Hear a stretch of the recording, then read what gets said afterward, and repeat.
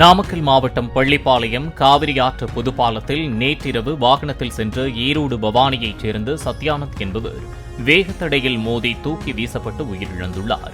பாலத்தின் முடிவில் எச்சரிக்கை பலகை இல்லாத நிலையில் தூக்கி வீசப்பட்டு அரை மணி நேரத்திற்கும் மேல் ஆம்புலன்ஸ் வராததால் சத்யானந்த் உயிரிழந்ததாக அவரது உறவினர்கள் பள்ளிப்பாளையம் ஈரோடு சாலையில் மறியலில் ஈடுபட்டனர். 2-3 நாளைக்கு முன்னாடி 4 நாளைக்கு முன்னாடி இதே நேரம் ஆக்சிடென்ட் ஆகிருக்கு. ஒரு ஆள் என்ன பண்ணாங்க, என்ன பண்ணாங்க? இப்ப அப்படி பண்ணிருந்தாங்கன்னா 4 நாளைக்கு முன்னாடி பண்ணிருந்தாங்க, அவங்க நம்பி இருந்து பண்ணாங்க.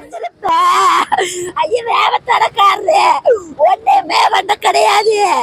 என் பையன் எப்பவும் போல இருக்கும்னு வந்துட்டா. ஐயா என்ன அடிச்சது ஏது அடிச்சதுன்னு தெரியல. என் பையன் அவ்வளவு தூரத்தை இங்க வந்து விழுவதுக்கு சான்ஸே இல்ல. பின்னால வண்டி எல்லாம் ஓடி கிடக்குது, என்ன அடிச்சதுன்னே தெரியல. ஐயா பையன் 28 வயசு பையன் போயிட்டான். வந்தா வீட்டுக்கு தலைமாவன் நகை மாதிரி என்ன பண்ணுவான். அவன் அம்மானால பாடுபட முடியாது. அவன் அம்மா கை கால் வீங்கி படுத்துக்கிறான்.